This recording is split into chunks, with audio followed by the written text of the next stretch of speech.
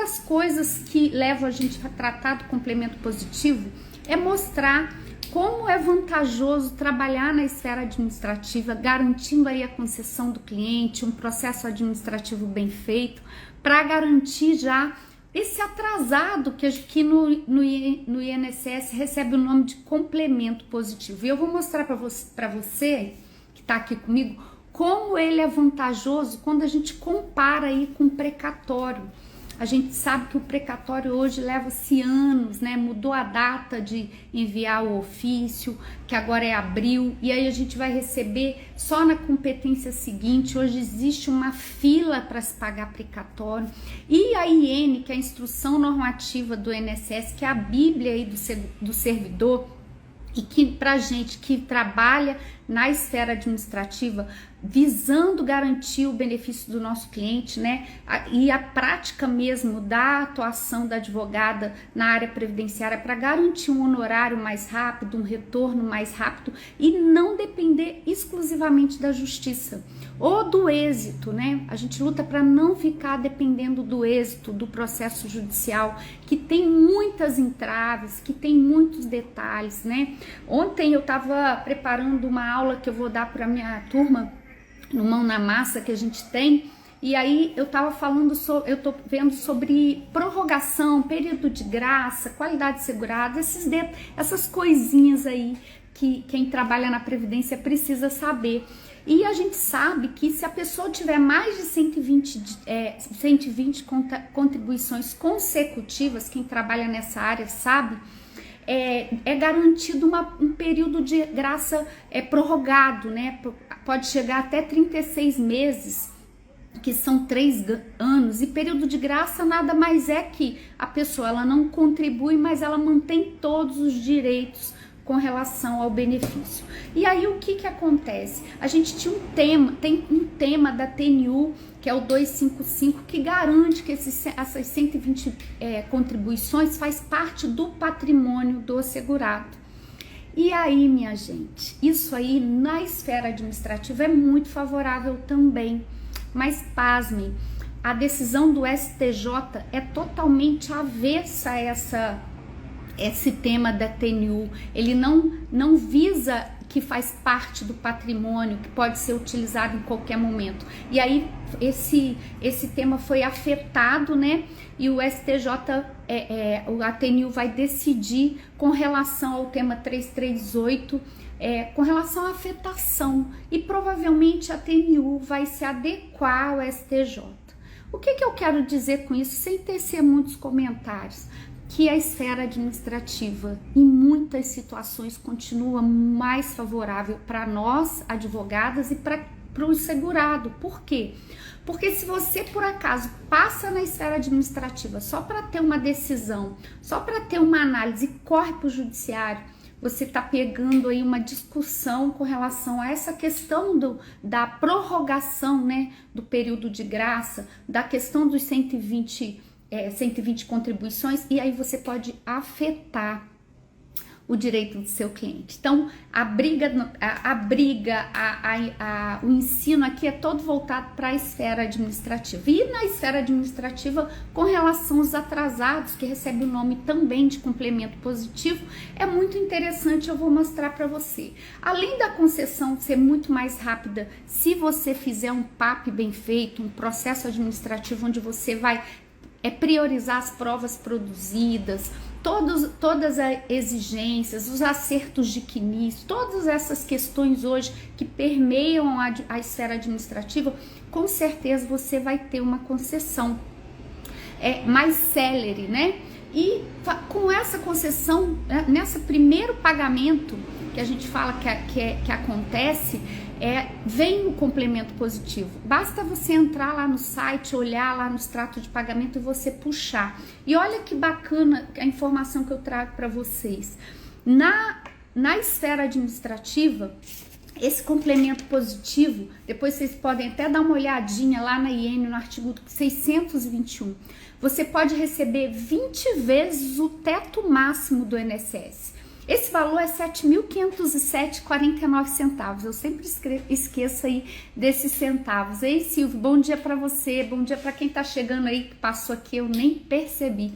Um bom dia para você. A gente está falando aí do complemento positivo. Então, esse complemento positivo, como previsão já na IN, é ter um valor de R$ 150.149,80. O que significa isso? Se o complemento positivo for até esse valor, a gente só precisa que a própria a agência ou o setor de benefícios libere esse valor e ele vai sair junto com o pagamento aí do primeiro benefício, tá? Da concessão do primeiro benefício. O segurado vai lá, vai receber esse valor, vai fazer o acerto aí dos seus honorários e tá todo mundo feliz. Inclusive, a gente já tá com muita expectativa com relação à possibilidade da gente também juntar o nosso contrato de honorários na esfera administrativa. Quando a gente usa aí o próprio canal, né, do Geride, a gente já pode juntar lá e vai ser muito bom com relação a isso. Agora, se você fizer um comparativo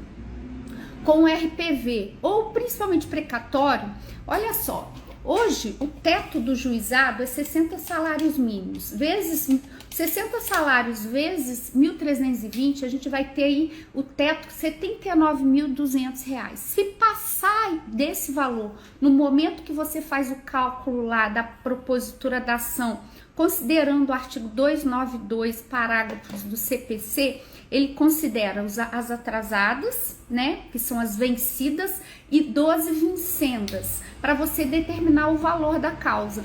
Então, você determinou o valor da causa e cometeu o erro de não fazer esse cálculo, não considerar. Foi lá, vou colocar aqui o valor do juizado aqui e vamos ver no que vai dar.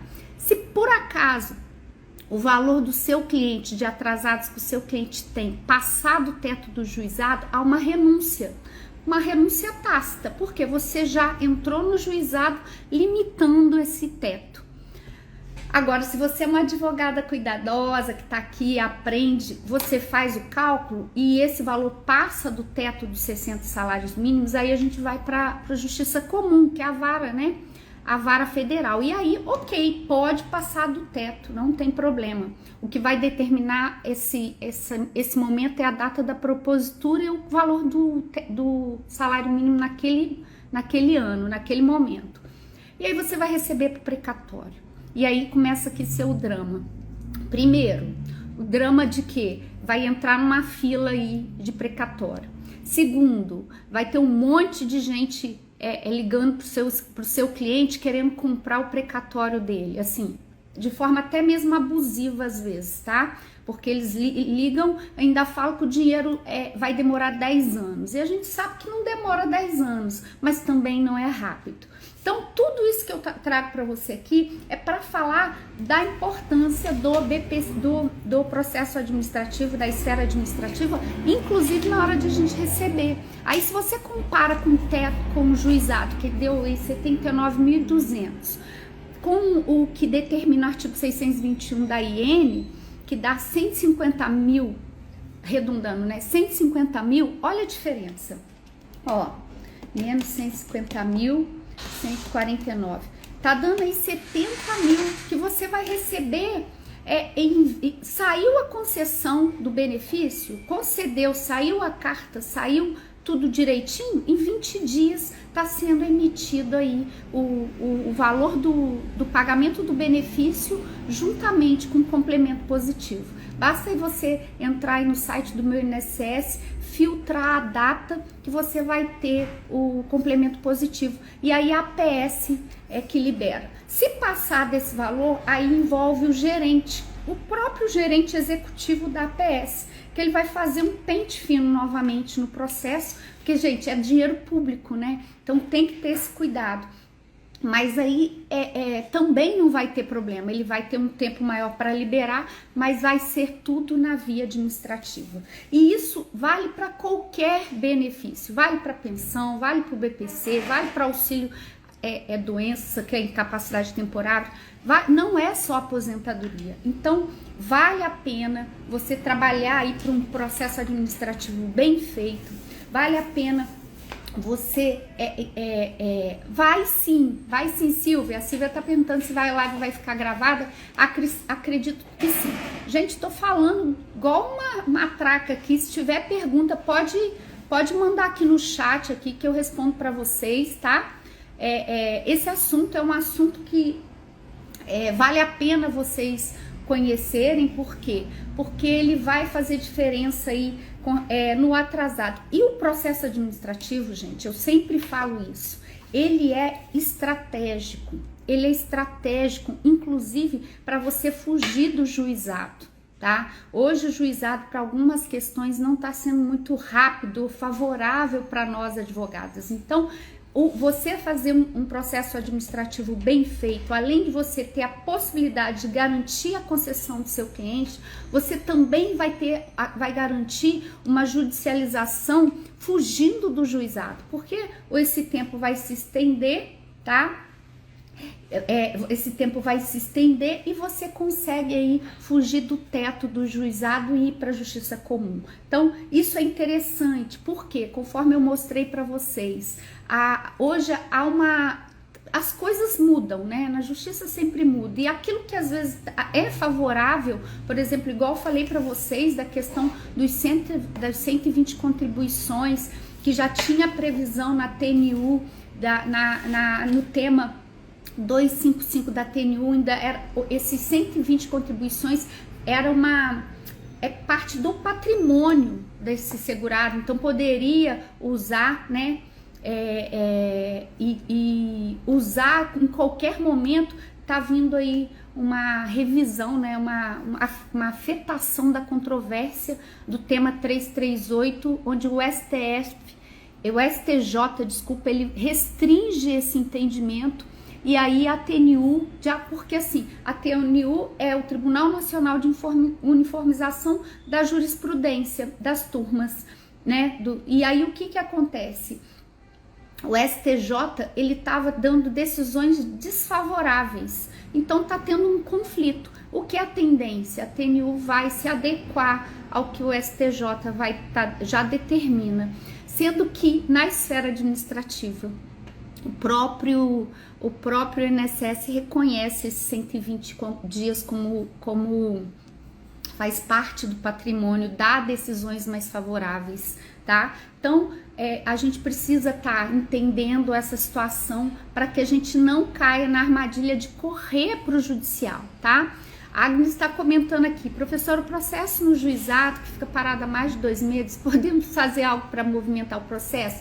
Então, Agnes, o processo ele é movimentado de ofício, né? O juiz que movimenta o processo, mas nada impede de você peticionar, de você fazer um balcão virtual, explicando os motivos da sua urgência, não tem problema nenhum, você pode fazer isso. Aliás, nós temos um pessoal muito gentil para atender. Vale a pena sim você peticionar e fazer um balcão virtual pedindo para agilizar, e aí você apresenta seus motivos, né? O porquê disso. Eu tive uma situação dessa, uma família que tinha sido habilitada num processo que o autor original faleceu e estava demorando para enviar um e-mail, né?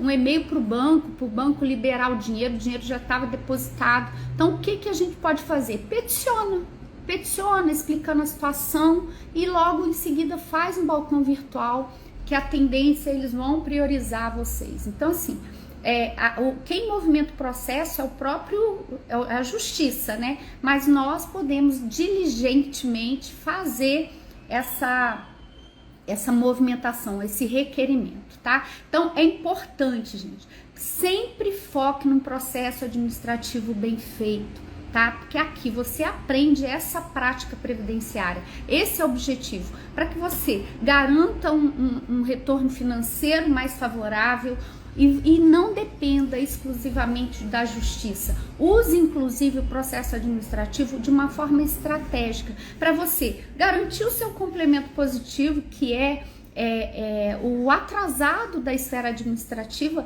e também para você, até de uma forma estratégica é garantir um processo judicial também bem feito. Algumas coisas no administrativo a gente consegue, eu já cansei de fazer live aqui falando disso, da justificação, de ofício, né? Eu tive uma decisão, inclusive, da junta de recurso, que viu a necessidade de enviar um ofício para a empresa que o meu cliente trabalhava, para a empresa atualizar o PPP de acordo aí com o que é exigido hoje, CPF da pessoa que assina, carimbo, não pode ter nada anotado de caneta, nem a data, e aí era uma PPP mais antiga que não estava nesses moldes, estava ainda com uma metodologia de avaliação ambiental, e aí a junta de recursos conselheiros decidiram, baixou o processo em diligência e enviou um ofício e solicitou, né? Determinou que o INSS envie um ofício para a empresa para ela acertar a PPP e juntar o LTCAT, que é o laudo técnico. Gente, na justiça isso você não vai ter, tá? Isso você não vai ter. Então, isso é uma das vantagens aí que eu trago aí para vocês quando a gente usa bem o processo administrativo. E hoje os papas também da Previdência sempre falam, os advogados e advogadas precisam ir até exaurir a esfera administrativa, não porque é obrigatório, mas por estratégia e por ser necessário para a gente ter um processo administrativo bem feito, fugir da coisa julgada, né? Porque às vezes a gente vai no afã de querer já para a justiça, junta um documento qualquer e aí faz coisa julgada, analisa o mérito, derruba o seu direito, tá? Eu tô com duas situações de revisão na justiça que o cliente às vezes ele não tem a paciência e nem entende, né, a importância da esfera administrativa, e aí às vezes a gente acaba cedendo aí à vontade da cabeça do cliente. Quem nunca, me diz aí, quem nunca, né, que aí o cliente começa a pressionar, vai entrar na justiça, mas quem é a parte técnica, entende o processo, somos nós. Então a gente não pode ceder e entrar, porque eu falo, na hora que o juizado dá uma sentença da forma que eu recebi no meu processo, não considerando nem enquadramento da atividade do meu cliente até 28 de abril de 95, vai me dar o trabalho de fazer no recurso, porque eu sei que a turma vai reconhecer, porque eu sei que esse é o entendimento de enquadramento, tem a possibilidade de acordo com os decretos. Então, não corra para o judicial, porque pode ser que você se dê muito mal, e o complemento positivo na esfera administrativa também é uma das opções que nos beneficia, que nos é vantajoso, além de possibilidade de produção de prova, recebimento desse atrasado com um limite aí bem mais interessante que o judicial, né? E se no final de tudo isso que a gente está falando aqui for necessário você ir para a justiça, que você tenha um atrasado que te possibilite entrar na vara comum para você ter mais chance de prova, mais possibilidade de recurso. Então essa é a estratégia de hoje, a estratégia que a advocacia eu falo que a advocacia é preventiva e também a advocacia que busca um resultado positivo para o nosso cliente e para nós também, né? Como negócio, para ter um retorno financeiro mais rápido, né? Sem a gente ficar focando aí na justiça, no êxito da justiça, na expectativa desse êxito, que às vezes no meio do caminho muda, né? Quem tá aqui pode dizer com relação a ruído. O ruído, a gente sabe que num período de 6 de março de 97 a 18 de novembro de 2003, na justiça existia até uma súmula, que era a 32 da TNU, que garantia aí 85 decibéis e 90 decibéis. Se o seu cliente tivesse esses dois níveis de ruído no PPP, no formulário de insalubridade, a concessão era garantida. Podia ser 85 ou 90. As brigas no judicial, e isso também era garantido na esfera administrativa, as brigas no judicial fez com que fosse determinado que o decreto que definiu 90 decibéis prevalecesse, e aí alterou. Hoje é 85 decibéis, depois de 19 de novembro de 2003 voltou para 85 e hoje é prejudicial. Então, como que era analisado? Se é prejudicial 85 hoje, por que não era nesse período que eu falei? Porque assim quis aí a decisão pelo decreto na justiça. E aí a gente fala, às vezes essas questões são levadas na justiça e acaba prejudicando o segurado. Então é bom a gente realmente conhecer. Hoje se faz necessário conhecer a esfera administrativa. Quem não é em poucos casos, não, em muitos casos, principalmente se envolve aí questões de insalubridade, é mais vantajoso permanecer na esfera administrativa. E a gente não tem prejuízo nenhum, né? Nós não temos prejuízo nenhum com relação ao complemento positivo aos atrasados, e a própria OAB já está nos garantindo a juntada do nosso contrato aí, está tendo esse projeto de lei para isso, para que passou na primeira fase, para que a gente possa garantir também os nossos atrasados, sem ter que depender aí de ir ao banco, receber. Mas o cliente previdenciário, ele é um cliente muito correto, muito íntegro, tá? Malandragem a gente tem em tudo quanto é lugar, mas esse cliente, ele é íntegro, ele paga direitinho, não tem problema. Então, trabalhe sim na esfera administrativa, aprenda essa prática previdenciária. Você que está aqui, que não conhece, está começando a buscar a esfera administrativa previdenciária, essa área previdenciária. Tem muito estudo, gente? Tem, mas tem muita oportunidade, tem muita coisa bacana e você vai ter um faturamento interessante para sua advocacia, para o seu trabalho, e você não vai depender do processo judicial. E tudo hoje é online. A gente tem os canais de comunicação, que são a 135, que é para o próprio segurado e para nós, tem o 0800, que é o telefone pro advogado. Tem aí o próprio INSS digital através do GERID, que as OABs, que se tiver esse acordo junto com o INSS, tem esse acesso. Então hoje, e até mesmo o balcão virtual, a gente tem o guichê virtual para tentar conversar com o servidor, para chamar atenção para alguma situação que houve erro, que houve um desacerto. Então as coisas têm melhorado muito. Falta melhorar, com certeza, mas tem melhorado muito. Então, tem essa visão do processo administrativo previdenciário bem feito, que é o PAP bem feito, onde tem o complemento positivo, que tá, eu falo o seguinte, ele bate até no RPV, porque o RPV é até 60 salários mínimos, o complemento é até 20 vezes o teto do INSS, que é 7.507. Então, a matemática ela é muito simples. Faça só a conta e sai lá no extrato de pagamento bonitinho, junto com o primeiro pagamento, você vai poder receber aí com seu cliente e não vai ter problema nenhum. Hoje é essa live que eu tinha para falar com vocês, esse era o assunto do complemento positivo. Se tiver dúvida aí, pode mandar aí no direct. Se você não me segue, depois vai ali e vem conhecer o feed. A gente traz conteúdos práticos todos os dias para você que está aqui, quer aprender a prática, mesmo que você esteja começando do zero, já trabalha em outra área e quer ampliar para o direito previdenciário. Não deixa de conhecer essa área que tem sido uma grande oportunidade e afeta milhões de brasileiros que estão aí perto de você, que está aí do seu lado, ou às vezes até na gaveta do seu escritório, se você atua em outra área e você nem sabe, tá?